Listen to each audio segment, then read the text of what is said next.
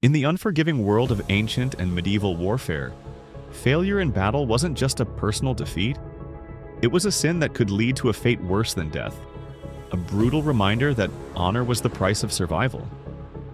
The fear of punishment was as much a tool in maintaining control as the threat of physical harm. Throughout history, various military cultures and empires devised brutal methods to deal with those who faltered in the face of battle. These punishments were not only intended to eliminate the weak, but to serve as stark warnings to others. From the Roman Empire to the Mongol Empire, from ancient Greece to feudal Japan, warriors who failed to live up to their codes of conduct faced horrific consequences. Roman decimation, a ruthless display of discipline. The Roman Empire was built on a foundation of military discipline and strength. For the Roman legions, failure on the battlefield was a grave offense that could not be tolerated. Among the most dreaded and brutal forms of punishment for cowardice was the practice of decimation. This was a terrifying punishment designed not only to punish but to send a clear message to the rest of the army. Failure was unacceptable. Decimation involved gathering soldiers who had failed or shown signs of cowardice and then drawing lots. 1 out of every 10 soldiers would be selected and executed, not by the hands of the military leaders, but by their comrades. This could involve being beaten, stoned, or clubbed to death. The severity of this punishment was not just in the death of the condemned men, but in the brutal way they were killed by their own fellow soldiers, underscoring the fear of failure and its consequences. The most infamous instance of decimation occurred after the Battle of Cannae in 216 BCE. The Roman army suffered a crushing defeat at the hands of Hannibal's Carthaginian forces, which decimated a Roman army of nearly 86,000 men. The Romans, reeling from such a devastating loss, turned their anger inward. The survivors of the battle, particularly those who had fled in fear, were subjected to decimation. Hundreds of soldiers were killed as a punishment for their cowardice and to send a message that Rome would tolerate no weakness in the ranks. Those who survived were stripped of their weapons, humiliated and exiled to the island of Sicily, never to fight again. The practice of decimation did not end with the Roman Republic. Even under Emperor Augustus in the late 1st century BCE, decimation was reportedly used as a tool to punish mutinous or disloyal legions. The message was clear. Rome valued loyalty and strength above all, and those who faltered would be publicly punished to serve as a lesson to others. This ruthless measure ensured that future generations of soldiers understood that Rome's military might was built on unwavering discipline. Greek cowardice, a shame more terrible than death. In contrast to Rome, ancient Greece, with its city-states and warrior cultures, had a different approach to dealing with cowardice. While death was not always the immediate punishment for failing in battle, the shame of cowardice was a far worse fate for Greek warriors. For a Greek warrior, particularly one from Sparta or Athens, honor and reputation were everything. A man who turned his back on battle did not just fail himself, he dishonored his entire city and his family.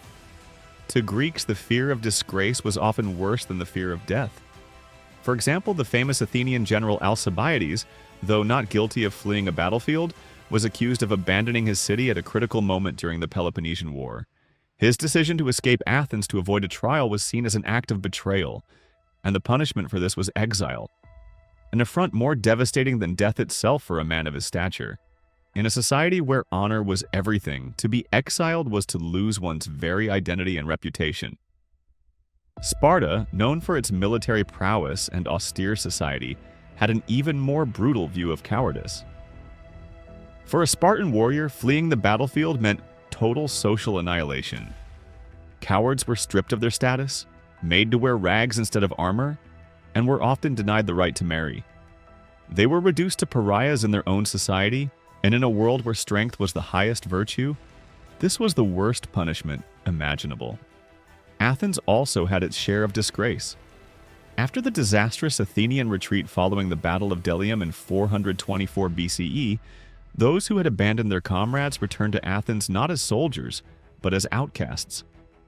Public disgrace in a democratic city where reputation mattered could ruin a man's life. In both Athens and Sparta, cowardice marked a warrior for life. erasing any previous honor or glory they had earned. Genghis Khan's ruthless punishments for retreating warriors. The Mongol Empire, under the leadership of Genghis Khan, was known for its brutal enforcement of military discipline. For Genghis Khan, failure on the battlefield was not an option. His empire was built on a strict code of conduct, and those who abandoned their comrades or retreated without orders faced swift and merciless execution. One of the most infamous stories involves a Mongol army that retreated against the Khwarezmian Empire. When the Mongol forces returned to camp, Genghis Khan ordered every 10th soldier to be executed, enforcing the message that failure to fight was unacceptable. This was similar to the Roman decimation, but with a key difference. Instead of relying on chance, Genghis Khan would often target officers and commanders, holding them directly responsible for failure. The consequences of cowardice were not limited to the battlefield either. If an entire unit retreated, the families of the soldiers were often executed as well, ensuring that every Mongol warrior fought with the full knowledge that their failure could have devastating consequences for those they loved. Genghis Khan's legacy of ruthless punishment was not confined to his reign. His successors continued the practice, ensuring that Mongol soldiers understood the brutal consequences of failing their leader. The Mongol army was known for its terrifying discipline, and the fear of punishment ensured that soldiers fought with unwavering loyalty and resolve. Medieval knights, the ultimate betrayal. In the medieval world, the knightly code of chivalry placed honor at the forefront of a knight's identity. A knight who fled the battlefield was not just a failure, he was a symbol of dishonor, and the punishment for such a betrayal was severe. While death was not always the punishment, the loss of honor and public humiliation were often considered far worse. One of the most extreme forms of punishment for a cowardly knight was the ritual of degradation. This ceremony, performed in front of witnesses, involved stripping the knight of his rank, breaking his sword, and cutting off his spurs, symbols of his former status. In some cases, the knight's coat of arms, which represented his family's legacy, would be defaced, and the knight himself would be cast out of society. Without his armor or his name, he would be reduced to a living reminder of failure. In some instances, the knight's disgrace was so great that he chose exile or even death rather than face the lifelong shame of being an outcast. For knights whose very identity was tied to their honor, a life without honor was worse than death. The loss of reputation and status in medieval society was often the ultimate punishment, a fate that left a knight with nothing but his dishonor. Samurai seppuku, the price of disgrace. In feudal Japan, the samurai were bound by the Bushido Code, a set of ethical principles that emphasized loyalty, courage, and honor. For a samurai, there was no greater failure than to retreat from battle or to fail in duty. Such actions brought disgrace not only upon the individual warrior, but also upon his clan and ancestors. The only way for a samurai to restore his honor was through the act of seppuku, or ritual suicide. Seppuku was a solemn and highly ritualized act.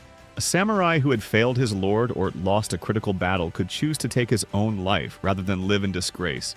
This act of self-discipline and resolve was often performed in front of witnesses, reinforcing the samurai's ultimate commitment to honor. In many cases, a second warrior would stand by to ensure that the ritual was carried out swiftly and with dignity, completing the act if necessary. Through seppuku, the samurai could restore their honor in death, leaving behind a legacy of unwavering commitment to their code. The fear of disgrace was so strong in samurai culture that death was often seen as the only acceptable way to atone for failure. Conclusion: the weight of cowardice. Throughout history, the punishment for cowardice was designed not just to punish, but to instill fear and reinforce discipline within armies and warrior societies.